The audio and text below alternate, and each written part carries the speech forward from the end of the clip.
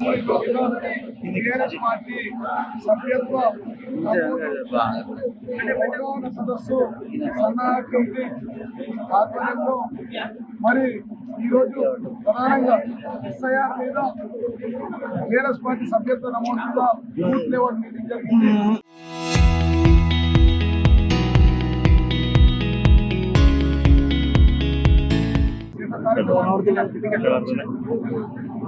మరి ప్రజలకు ప్రత్యేకంగా టీఆర్ఎస్ పార్టీ కుటుంబ సభ్యులకు బూత్ కమిటీ మెంబర్లకు మీడియా మిత్రులందరికీ చేతులెత్తి చేస్తూ ఉన్నాం, ధన్యవాదాలు తెలియజేస్తూ ఉన్నాం. చాలా సంతోషం. పార్టీ ఆర్మూర్ టీఆర్ఎస్ పార్టీ కూడా బంధం ఆ రోజు 2013లో మొట్టమొదటిసారి అఖిల తృతీయ ఆశానగర్ జీవన్ రెడ్డి ఆర్మూర్ నియోజకవర్గంలో ప్రారంభమై ఆ రోజు మొదటి సీట్ ఇస్తే తెలంగాణ రాష్ట్రం వచ్చింది. రాష్ట్రంలో టీఆర్ఎస్ పార్టీ అధికారంలోకి వచ్చింది. కేసీఆర్ సార్ ముఖ్యమంత్రిగా అయింది. మేమంతా ఇల్లు కాబట్టి మరి మళ్ళా ఇవాళ నిజామాబాద్ జిల్లాలో మొట్టమొదటి సన్నాహక సమావేశం సార్ మీద సభ్యత్వ నమోదు మీద ఆర్మూర్లో జరిగింది. మళ్ళా గతంలో నిజామాబాద్ జిల్లాకు చరిత్ర ఉంది. మొట్టమొదటి గ్రీనింగ్ ఇచ్చింది మరి నిజామాబాద్ ప్రాంతం కాబట్టి మళ్ళీ కేసీఆర్ గారిని మూడోసారి ముఖ్యమంత్రి చేసేందుకు ఖచ్చితంగా 9 సీట్లు గెలుస్తామని చెప్పి ఈ సందర్భంగా తెలియజేస్తున్నాం. ప్రత్యేకంగా నిజామాబాద్ జిల్లా అనాథగా మారిపోయింది.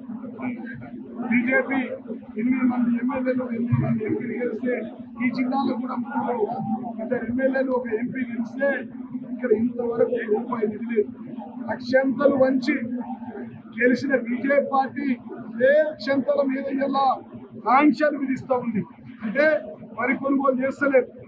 మరి మనకు సమస్యలు వచ్చినప్పుడు అది కేంద్ర ప్రభుత్వం రాష్ట్ర ప్రభుత్వం స్పందించకపోతే కేంద్ర ప్రభుత్వం స్పందించాలి కదా. 8 మంది ఎంపీలు ఉన్నారు కదా, ఈ జిల్లాలో ఎంపీ అరవింద్ ఉన్నారు కదా, ఆర్మూర్లో రాకేష్ రెడ్డి ఉన్నారు కదా. స్పందన లేదు, నిధులు ఆలోచన లేదు. మాట్లాడమంటే బండి సంజయ్ మోచేతుల నీళ్ళు తాగకుండా పోక్సో కేసులో 684 క్రైమ్ నంబర్ 26/2026 684 క్రైమ్లో ఆల్రెడీ నిందితుడిగా కేసు రిజిస్టర్ అయింది. తెలంగాణ రాష్ట్ర ముఖ్యమంత్రి ఆధ్వర్యంలో తెలంగాణ రాష్ట్రానికి హోంమంత్రి రేవంత్ రెడ్డి గారు, కేంద్రంలో హోంమంత్రి సహాయక మంత్రి స్టేట్ మినిస్టర్ మరి బండి సంజయ్ గారు ఆయన కొడుకు పోక్సో చట్టంలో దొరికి నిందితుడిగా జైల్లో ఉంటే ఆయనకు సపోర్ట్ ఈయన మాట్లాడతారు. భావామర్థంగా ఉన్నారు. ఆ వీడియో చూపిస్తే కళ్ళకి నీళ్ళు వస్తాయి. ఇందాక కళ్ళ చూపించిన ఏం మాట్లాడుతున్నాను. ఒక ఎమ్మెల్యే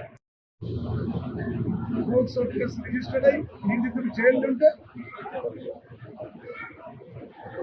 భావామర్థంగా చిలికా గోరింకలంట పెళ్లి చేసుకుంటే బాగున్నారు. అదే మన ఇంటి విషయాల్లో జరిగి ఇట్లా మాట్లాడుతున్నా అండి. ఎమ్మెల్యే ఒక బ్రోకర్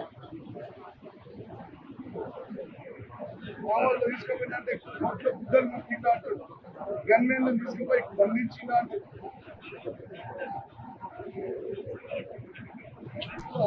చేతులెత్తి చేస్తుంది. మనం గెలిపించిన నాయకుడు ఎట్లా మాట్లాడుతున్నాం.